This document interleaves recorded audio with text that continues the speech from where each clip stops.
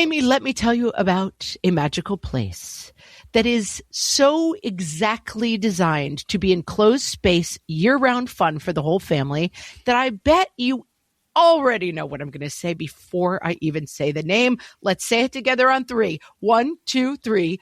Great Wolf Lodge. You got it, Amy. My kids loved Great Wolf Lodge when we went. You probably already know that it has a huge indoor water park with a wave pool, lazy river, a bunch of massive water slides. But then your pack can hit the other attractions because, wait, there's more. Great Wolf Lodge has adventure-packed attractions like Magi Quest, a live-action game kids can play throughout the lodge, plus the Northern Lights Arcade. Spent some quality time there, so your kid who loves the lazy river and your kid who loves fantasy games will both have a great time. Great Wolf Lodge also offers great dining options and complimentary daily events like nightly dance parties, all under one roof. Unpack the car once and you're settled in to have fun. And with 22 lodges across the country, you're always a short drive away from adventure.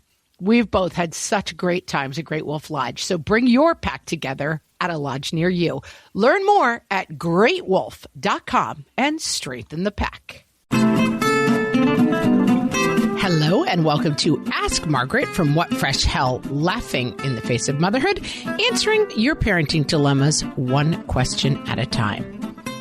Today's question comes from our Facebook group where a listener asks, what do you do with a kid who wants all the toys? I've got a second grader who insists all his friends' parents buy all the Pokemon cards, and my husband and I are the worst because we refuse to buy every single thing he asks for. He's got a pile full of Pokemon cards, but they're not the cool ones, I guess. We're not going to change our buying habits, but how do we talk about this with him? Oh, let me just say same on this. I have been there with the Pokemon cards, and I would say one of my kids in particular who is kind of really into things. And I was a kid who was like this, and mine was Jordache jeans, gold digger jeans. I really, really wanted to have all the cool clothes that the other kids have. And the first thing I will say that I think I've gotten a little perspective about on this is that being dismissive of the things our kids love is not that helpful. And this is hard for me because I would say Pokemon cards are nonsense. Wearing the right kind of clothes is vacuous and empty. And wanting all of this trash that Target sells is useless. And I did have one of my kids sit me down at one point and say, Mom, can I speak to you? And I said, yes, you may. And they said, when you call my things junk, it hurts my feelings. And I kind of laughed, but I also kind of thought, perspective is a lot easier for a middle-aged mom than it is for a little kid. And so I do think, although I am, as you know, if you listen, I am not the biggest advocate of we have to understand our kids and think about their needs. But in this case, I would say, I think that trying to let your kid know that you understand the value of the thing that they're interested in is worthwhile. And so, yeah, you're not going to buy every Pokemon card on the block. There are kids who get everything they want. We have a range of friends, and they range from kids who don't have a lot of stuff to kids who I would describe as having a bonkers amount of stuff. And one of the things I try to do is help my kids have a perspective about that. So yes, you don't have all the stuff. You have more than many, many kids have, and not as much as some. And that is how it's pretty much always going to be.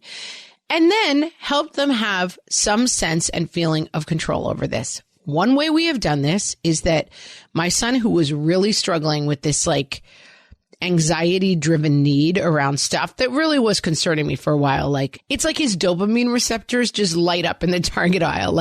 He would make his Christmas list. He had always lists of things he wanted, but I think it's to some degree a phase. He has outgrown it to a certain degree, but it's also something I tried to help him contextualize. We gave this thing a name. It was called the grabby greedies. And this was when he would get into a mode where all he could talk about is, when are Nana and Papa coming, and what are they going to bring me? And when can we go to Target and get this thing that I saw?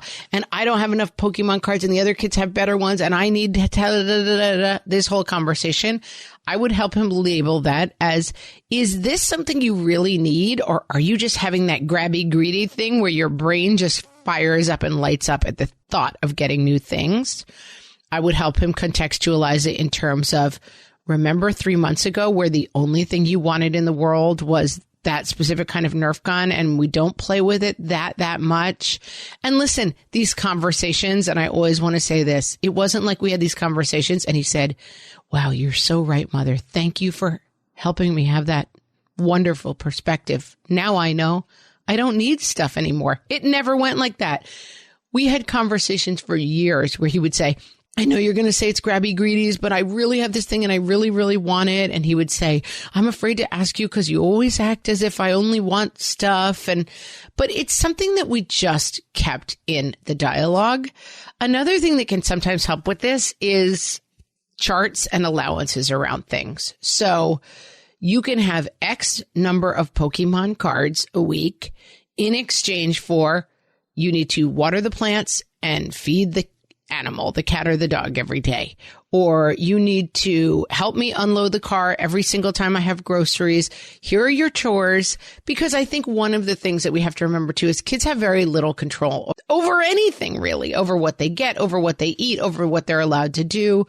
And so giving my son some agency in this has really helped him. So he gets an allowance of $5 a week. Allowance is very controversial. People have very different thoughts on the amount, but that's what we decided on. And then he can do some extra tasks, sometimes to earn a little extra money. And then he can save up and he can get the things he wants. Let me tell you, what's coming down after Pokemon cards is this virtual money, Fortnite money and Robux money and all this kind of like in their games, they can purchase stuff. And one thing that has really helped us with that is this allowance. Like, do you have money for it or don't you? And are you going to save for 5 weeks and get the big thing you want? Or are you going to spend it on video game currency once a week and not be able to have the things you want? It allows them to have some agency in it. And then the other decision that we've made, not sure if it's right for your family, is that at gift time, you can ask for whatever you want. So I had a kid who was very into LOL dolls for a while, which I was never particularly a fan of for many different reasons, which I won't go into. And I kind of was like, I don't think I want my kid to have them. And my husband said, you know what? I think if that's what they want to use their birthday money or their birthday asks on, you should stay out of their way and not be like, that's a junky thing that doesn't have any value to me. Therefore, I will not allow it. And so in these ways, you help your kid start to understand the connection and the value of, if I have this much money, if I have this many gifts allotted in a year, what do I want to use them for? And if there are a couple of years where they want to use them on Pokemon cards and you think that's bonkers, I would get out of their way on this.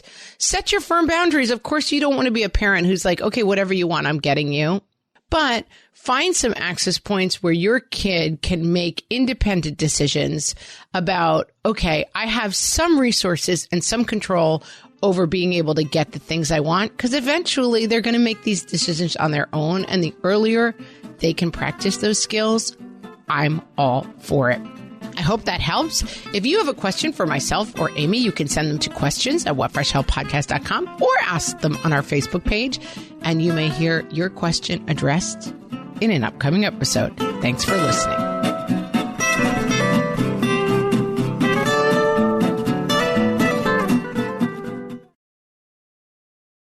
Insurance isn't one size fits all. That's why customers have enjoyed Progressive's Name Your Price tool for years now. With the Name Your Price tool, you tell them what you want to pay, and they'll show you options that fit your budget. So whether you're picking out your first policy or just looking for something that works better for you and your family, they make it easy to see your options. Visit Progressive.com. Find a rate that works for you with the Name Your Price tool. Progressive Casualty Insurance Company and Affiliates. Price and coverage match limited by state law.